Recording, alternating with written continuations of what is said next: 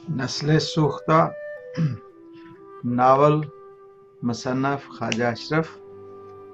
फसल 18। Taxi Faiz road पर मुड़कर एक बहुत बड़े विला के सामने आकर रुकी तो जरीना ने कहा, हमारी मंजिल आ गई है, यही है मेरे मामू का घर। ये तो चौधरी फैज एडवोकेट का घर है, अली ने कहा। जी हाँ, ये उन्हीं का घर है और वो मेरे मामू हैं। मैं यहीं उनके साथ रहती हूँ। अली चौधरी फैज एडवोकेट के साथ कई बार मेरे शहर ख्वाजा आसन की रिहाइशगाह पर मिल चुका था। चौधरी फैज शहर के नामी ग्रामी वकील थे। पाकिस्तान के चोटी के वकीलों में उनका शुमार होता था। अली के वालिद चौधरी मोहम्मद हुसैन के साथ भी उनकी जान पहचान थी। उनकी जब भी अली के साथ मुलाकात हुई, उन्होंने हमेशा उसे बेटे की नज़र से देखा। चौधरी फैज भी उन वकीलों में शामिल थे जिनसे अयूब खान ने बरसरे इक़्तिदार आने के बाद कानूनी मदद की दरख्वास्त की थी, लेकिन उन्होंने साफ इनकार कर दिया था, जिसके नतीजे में मार्शल्ला हुकाम चौधरी फैज से भी नाराज थे। लेकिन चूंकि वो पेशावर वकील थे और सियासी मामला से खुद को दूर रखते थे, इसलिए उन पर कोई अताब नाज़िल नहीं हुआ था। अयूब खान ने पहले हुसैन शहीद सोहरवर्दी से दरख्वास्त की थी कि वो एक ऐसा लीगल ऑर्डर बनाने में उनकी मदद करें जिससे वो कानूनी तरीके से पाकिस्तान पर हुकूमत कर सकें। लेकिन हुसैन शहीद सोहरवर्दी ने वाज़े तौर पर कह दिया कि वो किसी ऐसी चीज़ का हिस्सा नहीं बनना चाहते जो अयूब खान की फौजी हुकूमत को कानूनी जवाज़ फराहम करे। हुसैन शहीद सोहरवर्दी के इनकार पर उन्हें उनके घर में नज़रबंद कर दिया गया और बाद में वो मुल्क बदर हुए। यही दरख्वास्त चौधरी फैज से भी की गई थी, लेकिन उनके इनकार पर उनके खिलाफ कोई एक्शन ना हुआ। मार्शल्ला हुकाम खासे सीखपा थे, लेकिन फौज में कई जर्नैलों के साथ उनके ज़ाती तल्लुकात की वजह से सारी बात रफ्त गुज़श्त हो गई। उन्होंने घर के अंदरूनी हिस्से तक आती रवश पर अली को जरीना के साथ चलते देखा तो इत्मीनान की सांस ली। उन्हें जरीना के समझदार होने पर पूरा एतमाद था। वो जानते थे कि वो किसी ऐसे नौजवान का इंतखाब नहीं करेगी जो उसके शायाने शान ना हो, लेकिन कल से वो कदरे बेकल थे कि अगर जरीना ने किसी गलत नौजवान का इंतखाब कर लिया तो बहुत से मसाइल खड़े हो जाएंगे। पहले ही जरीना के वालिद उनसे खुश नहीं थे कि उन्होंने उसे वकील बना डाला था। वो इतने बड़े जिम्मेदार की इकलौती बेटी थी, उसे वकालत पढ़ने की क्या जरूरत थी। लेकिन उनका इस्तदलाल था कि पढ़ाई करने में क्या हर्ज था। पढ़े लिखे अफराद अपने मफादात का तहफ़्फ़ुज़ बेहतर अंदाज में कर सकते हैं। पढ़ाई लिखाई से उनमें सूझबूझ पैदा होती है, जिससे वो जिंदगी के मामलात से अनपढ़ या कम पढ़े लिखे लोगों से ज्यादा बेहतर अंदाज में ओहदा बरा हो सकते हैं। अली और जरीना को साथ साथ चलते देखकर उन्हें अंदाजा हो गया था कि अली ही वो नौजवान था जिससे जरीना शादी करने जा रही थी। लेकिन उनके साथ ये बाकी नौजवान कौन थे? उनमें से किसी एक को भी वो नहीं जानते थे। अली और जरीना जब घर के अंदरूनी हिस्से में दाखिल हुए तो चौधरी फैज और उनकी बेगम ने अली और उसके दोस्तों को खुश आमदीद कहा।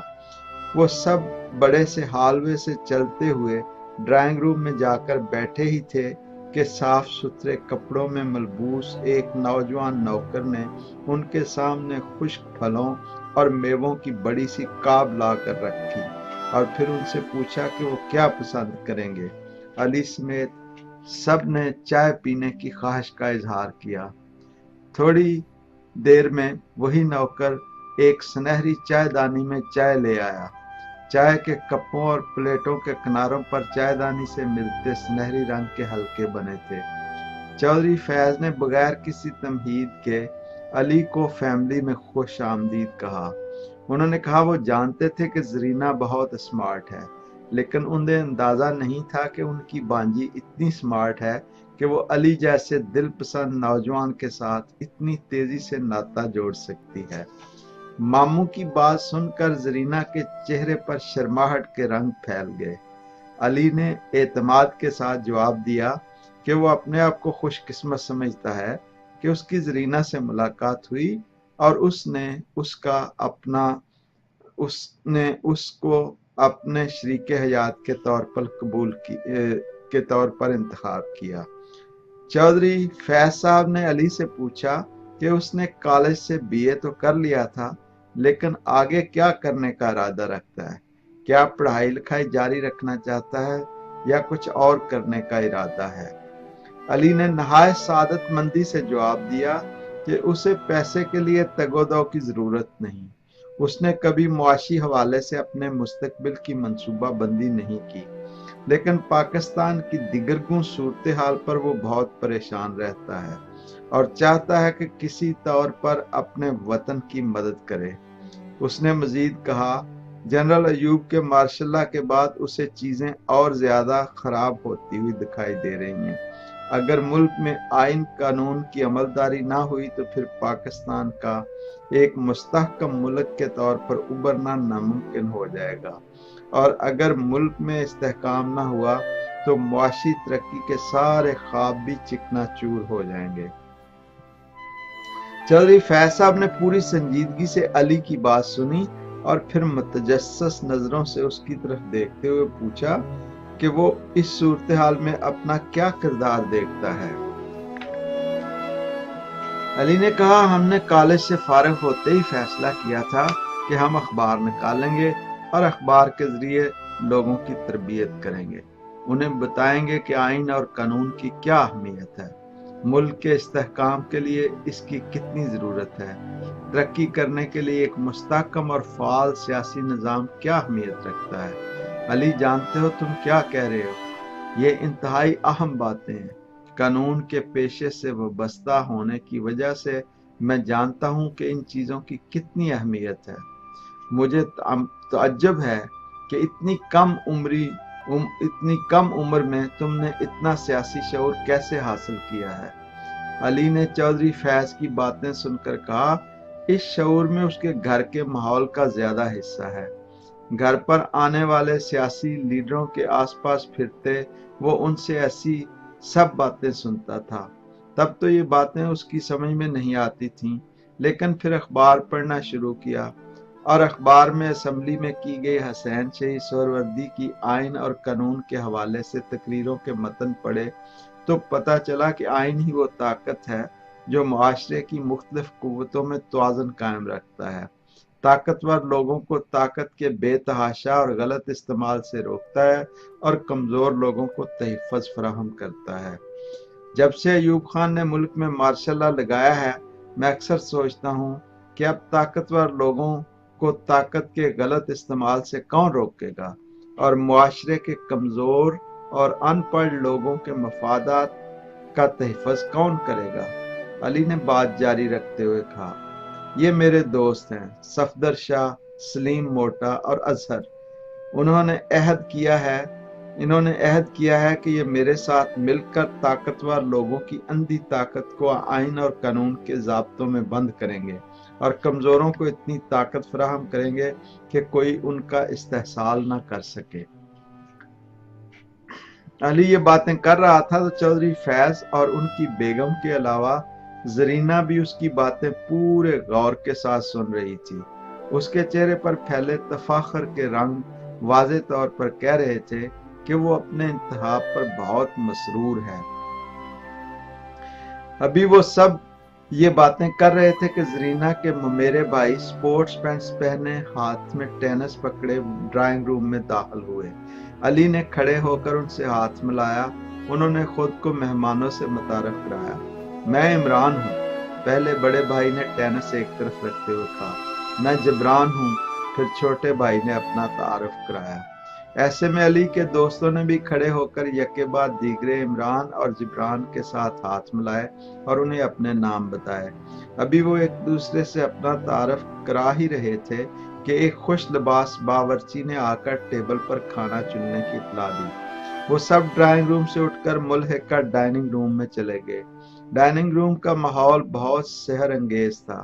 دیواروں پر آویزاں سینریوں اور چھت پر لگی لائٹوں کے اہتمام سے محسوس ہوتا تھا کہ وہ رات کے وقت کھلے آسمان کے نیچے کسی انتہائی روح افزا مقام پر بیٹھے ڈنر کر رہے ہیں۔ ڈنر کے دوران چودھری فیض، ان کی بیگم اور ان کے بیٹوں عمران اور جبران نے پرلطف باتوں سے علی اور اس کے دوستوں کو احساس نہ ہونے دیا کہ وہ پہلی بار اس گھر میں بیٹھے ڈنر کر رہے تھے۔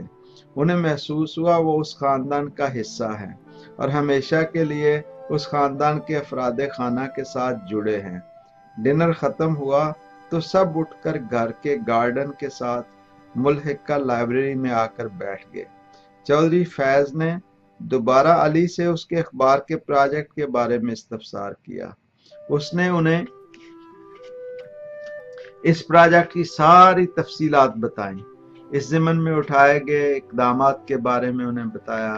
میرے شہر سے اس سلسلہ میں ہونے والی ملاقات اور اسی دن فوجیوں کے ہاتھوں اپنے دوستوں کے اٹھائے جانے سے لے کر میجر امجد کے ذریعے ان کی رہائی کی بابت انہیں بتایا۔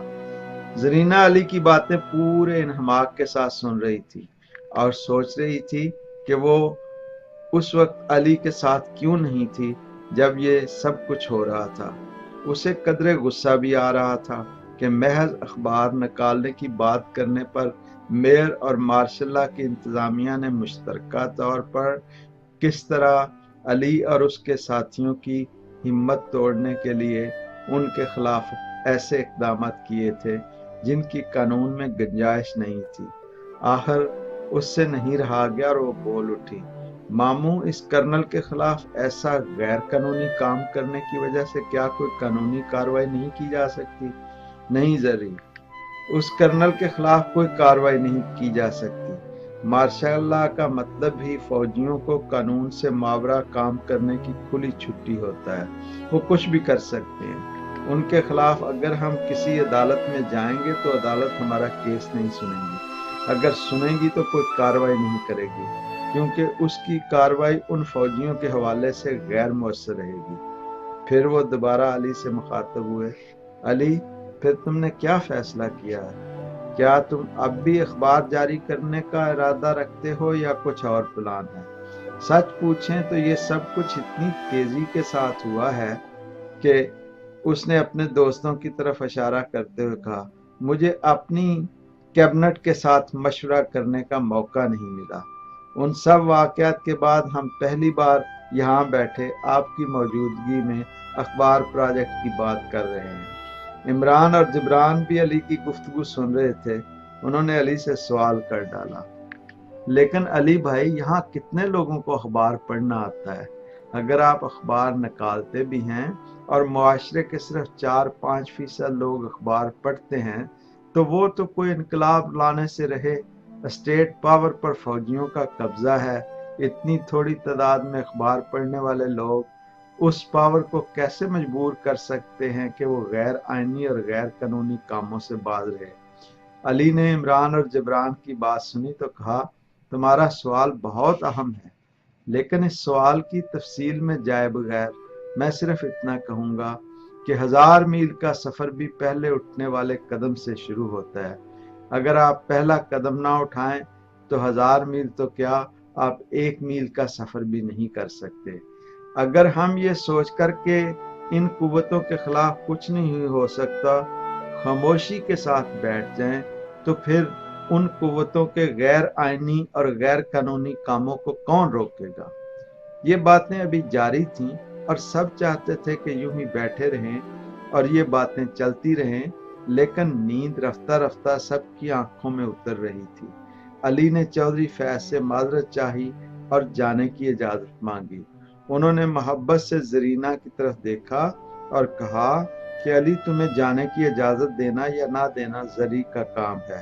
زرینہ نے بھی خواب بری نظروں سے علی کی طرف دیکھا اور کہا، ٹھیک ہے، اب بہت دیر ہو رہی ہے۔ پھر اس نے ڈرائیور سے کہا کہ وہ علی اور اس کے دوستوں کو ان کے گھر چھوڑ آئے۔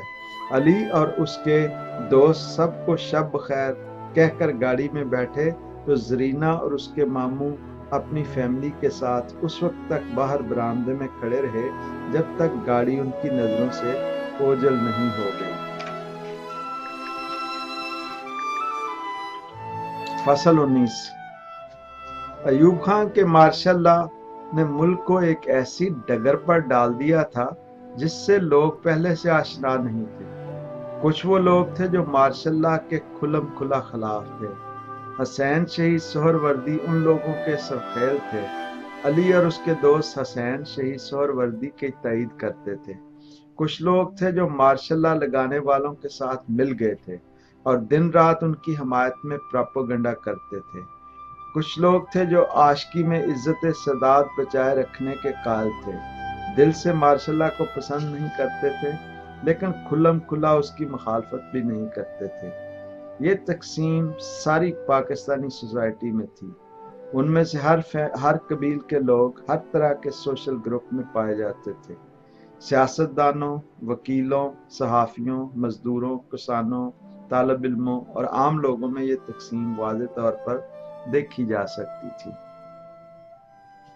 اتفاق سے زرینہ اور اس کے ماموں بھی علی اور اس کے دوستوں کی طرح مارشل لا کو ناپسند کرتے تھے اور ملک میں آئین اور قانون کی بالادستی دیکھنا چاہتے تھے۔ زرینہ نوجوان ہونے کی وجہ سے زیادہ جوش و جذبے کے ساتھ پاکستان کے سیاسی افق پر نمودار ہونے والے بھوت کے خلاف آواز اٹھانے کے حق میں تھی، لیکن چودھری فیض قانون کے دائرے میں رہتے ہوئے اقدامات کرنے کے حامی تھے۔ ان کا نقطہ نظر تھا کہ فوجی حکومتیں انتہائی متشدد ہوتی ہیں اور سادہ لوگ اپنی سادگی کی وجہ سے ان کے ظلم و ستم کا تختہ مشق بن جاتے ہیں۔ وہ صرف ایک نامی گرامی وکیل ہی نہیں تھے، ان کی بین الاقوامی حالات و واقعات پر بھی گہری نظر تھی۔ انہیں خوب اندازہ تھا کہ لاطینی امریکہ اور افریقہ میں فوجی انقلابات کے نتیجے میں وہاں کتنا خون بہا ہے اور لوگوں پر کیا کیا ستم ڈھائے گئے۔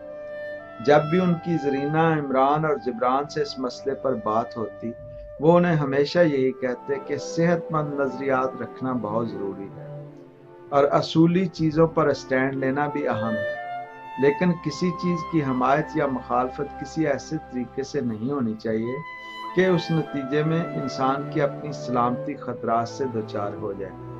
ڈنر پر ان سے ہونے والی بات چیت کو علی نے پوری توجہ سے سنا تھا، اس لیے وہ چاہتا تھا کہ اخبار پروجیکٹ پر ایک بار پھر اپنے دوستوں اور حامیوں کے ساتھ تبادلہ خیال کرے۔ چنانچہ اگلے دن جب اس کی صفدر شاہ سلیم موٹے اور اظہر سے ملاقات ہوئی تو اس نے ان سے کہا کہ گزشتہ چند دن کے واقعات میں اخبار پروجیکٹ پر ان کی بات چیت نہیں ہو سکی اور وہ چاہتے ہیں کہ آج اس مسئلے پر نئے رونما ہونے والے واقعات کی روشنی میں تفصیلی بات چیت کی جائے۔ سب نے کہا یہ بہت اچھا خیال ہے۔ حالات کا تقاضا ہے کہ ہم کوئی ایسا کام کریں جس سے ملک میں آئین اور قانون کی بالادستی قائم کرنے میں مدد مل سکے۔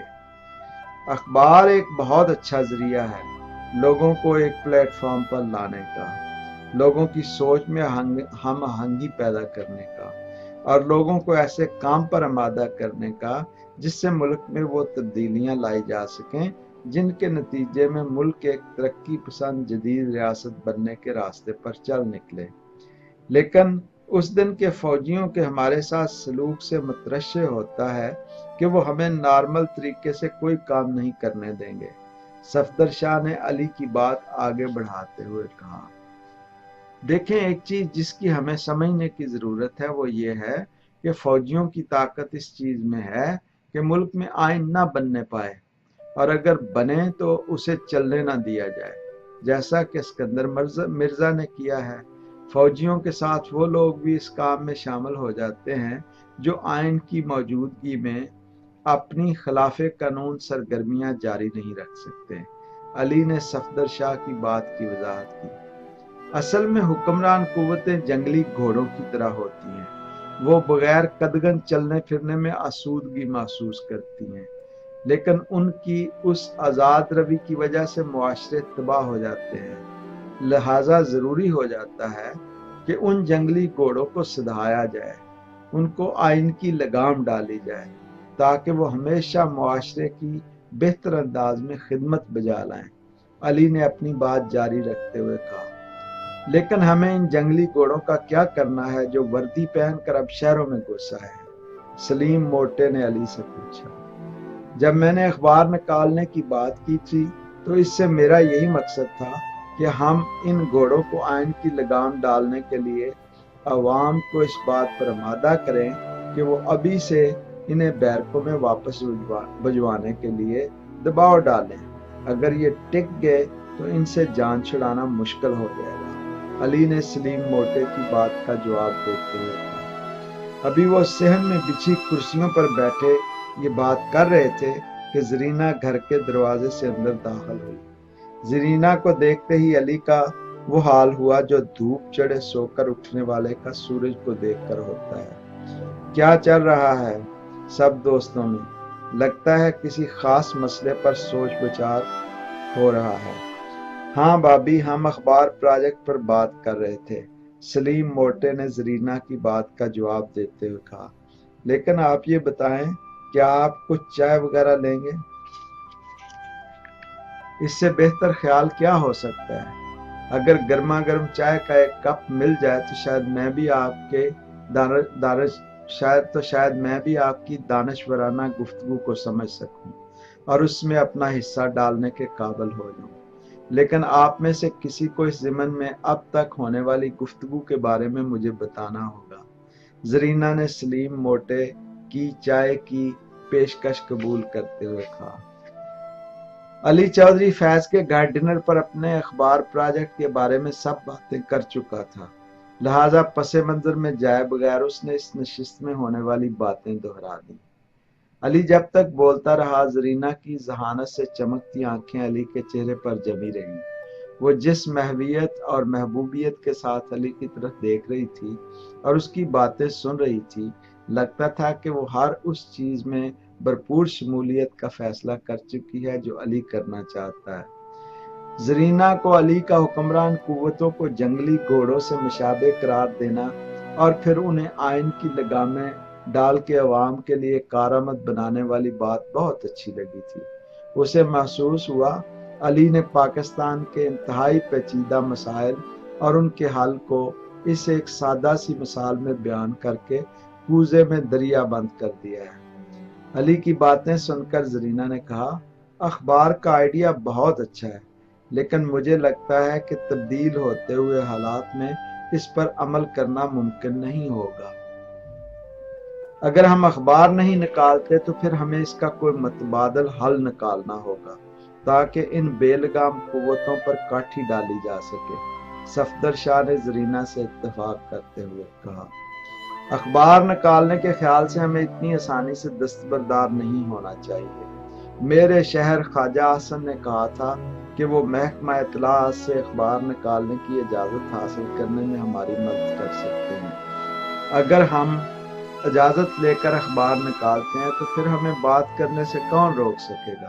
علی نے اخبار کے بارے میں دوسرا آپشن پیش کرتے ہوئے کہا، اگر آپ اجازت دے کر اخبار نکالیں گے تو وزارت اطلاعات اس میں شائع ہونے والے مواد کو کنٹرول کرے گی۔ اس طرح آپ آزادی سے اظہار رائے نہیں کر سکیں گے۔ زرینہ نے علی کے اٹھائے گئے نقطے پر رائے دیتے ہوئے کہا، ملک میں ملٹری کا اقتدار پر قبضہ ایک بہت بڑا چیلنج ہے۔ اس چیلنج سے نبٹنا آسان کام نہیں۔ حسین شہید سہروردی پاکستان بننے سے پہلے متحدہ بنگال کے چیف منسٹر تھے۔ پاکستان بننے کے بعد قانون ساز اسمبلی کے ممبر تھے۔ اس کے بعد پاکستان کے وزیر اعظم بنے۔ ان کو ان ملٹری والوں نے گھر پر نظر بند کر رکھا ہے۔ بہت سے اور سیاستدان بھی گھروں پر نظر بند ہیں یا جیلوں میں ہیں۔ میں نے تو یہ بھی سنا ہے کہ کوئی نیا قانون لایا جا رہا ہے جس کے ذریعے ان سیاستدانوں کو عمر بھر کے لیے سیاست بدر کر دیا جائے گا۔ زرینہ کی رائے سن کر علی نے بات مزید آگے بڑھائی۔ علی، تم ٹھیک کہتے ہو۔ لگتا ہے اس ملک میں سیاست کو شجر ممنوعہ بنایا جا رہا ہے۔ ایسے حالات پیدا کیے جا رہے ہیں کہ اصل سیاسی لوگ سیاست سے باہر ہو جائیں۔ اور ان کی جگہ غیر سیاسی لوگوں کو ریاست پر مسلط کر دیا جائے۔ اور اس پر ستم یہ ہے کہ ہمارا معاشرہ شدید نظریاتی تقسیم کا شکار ہے۔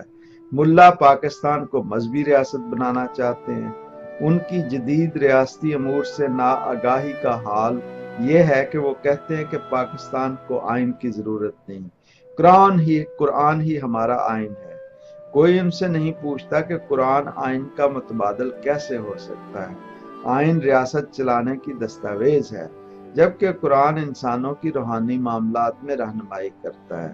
ریاست چلانا ایک سنجیدہ اور پیچیدہ کام ہے۔ ریاست کی صحت پر اس کے شہریوں کی صحت اور سلامتی کا انحصار ہوتا ہے۔ ملا اگر ایک انتہا پر ہیں تو مارکسسٹ دوسری انتہا پر ہیں۔ وہ بھی آئین کی بات کرنے کی بجائے انقلاب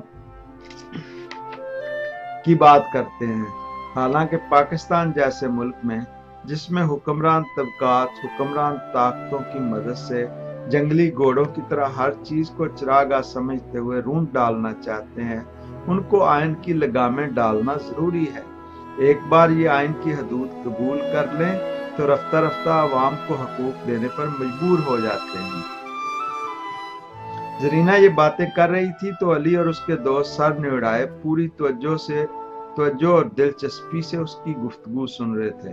انہیں تعجب تھا کہ زرینہ کے خیالات میں کتنی روشنی تھی۔ وہ سوچ رہے تھے کہ زرینہ کی شکل میں انہیں ایک خوبصورت بھابھی کے علاوہ ایک واضح اور روشن سوچ رکھنے والی ساتھی بھی مل گئی ہے۔ اظہر جو کہ زرینہ کی باتیں زیادہ انہماک کے ساتھ سن رہا تھا، کہنے لگا، میرا مشورہ یہ ہے کہ ہمیں فی الحال اخبار کے پروجیکٹ کو نہ ختم کرنا چاہیے نہ فوراً شروع کرنا چاہیے۔ ہمیں ابھی تیل اور تیل کی دھار دیکھنی چاہیے۔ بہتر ہوگا ہم اس وقت تک تحمل سے معاملات کا جائزہ لیں جب تک ملٹری حکومت مکمل طور پر اپنے کارڈ ٹیبل پر نہیں رکھتی۔ اپنی اسٹریٹجی بنانے سے پہلے لازمی ہے کہ ہمیں ان کے عزائم کا مکمل طور پر ادراک ہو۔ زرینہ نے کہا، اسے اظہر کی بات میں زیادہ وزن دکھائی دیتا ہے۔ علی نے کہا، اگر یوں ہے تو ٹھیک ہے، ہم فی الحال اخبار پروجیکٹ پر دیکھو اور انتظار کرو کی پالیسی پر عمل کریں گے، اور اس دوران اپنے دوسرے آپشنز پر غور و فکر جاری رکھیں گے۔ علی، لیکن جو پروجیکٹ ہم نے شروع کیا ہے اس کے بارے میں بھی ہمیں جلد کچھ کرنا ہوگا۔ میں چاہتی ہوں کل ہم گاؤں جائیں اور تم میرے والدین سے مل لو۔ میرے ماموں اور ان کے خانوادے سے تم مل ہی چکے ہو، ان سب کو تم بہت پسند آئے ہو۔ اب میرے والدین سے بھی مل لو گے تو میرے لیے آسانی پیدا ہو جائے گی۔ زرینہ نے مشورہ دیا، ٹھیک ہے، جو حکم سرکار کا، کل ہم سب تمہارے گاؤں جائیں گے۔ علی نے محبت بھرے لہجے میں زرینہ سے اس کے گاؤں جانے کی حامی بھرتے ہوئے جواب دیا۔ فصل 20۔ اگلے دن علی اور اس کے دوست دن چڑھے صحن میں بچھی کرسیوں پر دھوپ میں بیٹھے چائے پی رہے تھے کہ چودھری فیض صاحب کا ڈرائیور آ پہنچا۔ بی بی نے کہا کہ آپ سب تیار ہو کر میرے ساتھ چلیں، انہوں نے آپ کے ساتھ گاؤں جانے کا پروگرام بنا رکھا ہے۔ اس نے علی اور اس کے دوستوں کو زرینہ کا سندیشہ دیا۔ سب بھاگم بھاگ چند منٹوں میں تیار ہو کر چودھری فیض کے ڈرائیور کے ساتھ ان کے گھر جا رہے تھے۔ وہاں پہنچے تو ساری فیملی روانگی کے لیے تیار تھی، سوائے زرینہ کے۔ سب نے زرق برق لباس پہن رکھے تھے، انہیں دیکھ کر لگتا تھا جیسے کسی شادی پر جا رہے ہوں۔ فیملی کے باقی افراد کے برعکس زرینہ نے گھڑ سواری کا تنگ لباس پہن رکھا تھا۔ علی نے زرینہ کو اس لباس میں دیکھا تو کہا، زری جان، ہم نے تو گاؤں جانے کا پروگرام بنایا تھا، لیکن لگتا ہے ہم کہیں فوج کشی کرنے جا رہے ہیں۔ جی ہاں، آج میرا ارادہ کسی ریاست کو فتح کرنے کا ہے، دیکھیے آج کیا کچھ تاراج ہوتا ہے۔ علی نے کہا، اگر یہ ارادے ہیں تو پھر مجھے بھی تیار رہنا ہوگا، آخر اب ہم دونوں ساتھ ساتھ ہیں۔ یہی باتیں کرتے چودھری فیض کی فیملی اور علی کے دوست الگ الگ گاڑیوں میں بیٹھ کر گاؤں کی طرف روانہ ہوئے۔ چودھری فیض اور ان کی فیملی ایک گاڑی میں اور علی اور زرینہ اور ان کے دوست دوسری گاڑی میں سوار تھے۔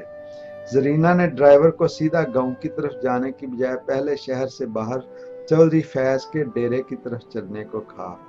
ड्राइवर ने जरीना के कहने पर गाड़ी डेरे की तरफ जाने वाली सड़क पर डाल दी।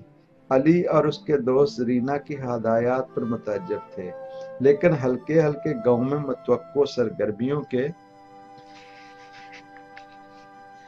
बारे में बातें कर रहे थे। जरीना ने कहा उन्हें आज वापस लौटने के बारे में नहीं सोचना चाहिए, बल्कि अगले चंद रोज वहीं गुजारने के लिए ज़हनी तौर पर तैयार रहना चाहिए। सब ने बैक ज़बान कहा, हम सब तैयार हैं, जब तक गांव में रुकना पड़ा रुकेंगे। इन्हीं बातों में गाड़ी शहर से बाहर चौधरी फैज के डेरे पर जा पहुंची। जरीना ने ड्राइवर से कहा वो अली के दोस्तों को गांव ले जाए और उन्हें बता दे कि मैं और अली रास्ते में हैं। ड्राइवर अली के दोस्तों के साथ रवाना हुआ तो जरीना ने डेरे पर मुलाजिम से कहा वो दोनों मुश्की घोड़ों पर काठियां डाल दे। मुलाजिम ने चंद लम्हों में दोनों घोड़ों पर काठियां डालकर उन्हें जरीना और अली के सामने ला खड़ा किया। जरीना ने अली से कहा वो अपनी पसंद के घोड़े पर बैठ जाए। हम सड़क के रास्ते जाने की बजाय शहर के किनारे घोड़ों पर गांव जाएंगे। हम सड़क के रास्ते जाने की बजाय नहर के किनारे घोड़ों पर गांव जाएंगे तो उनसे पहले पहुंच जाएंगे। अली बचपन से घुड़सवारी का आदी था।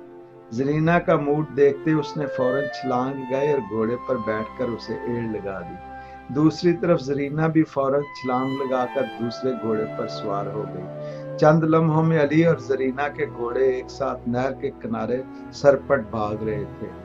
अली जरीना के तेवर देखते हुए अपने घोड़े को बार बार हल्के हल्के एड़ लगाकर जरीना से आगे निकलने की कोशिश करता तो वो किसी मशाक जाकी की तरह रकाबों पर खड़े होकर यूं घोड़े को लगामों से झटका देती कि घोड़ा जंप करके अली के घोड़े से आगे निकल जाता। वो इसी तरह एक दूसरे को तैश दिलाते अपना अपना घोड़ा दौड़ाते रहे। कभी अली आगे निकल जाता और कभी जरीना।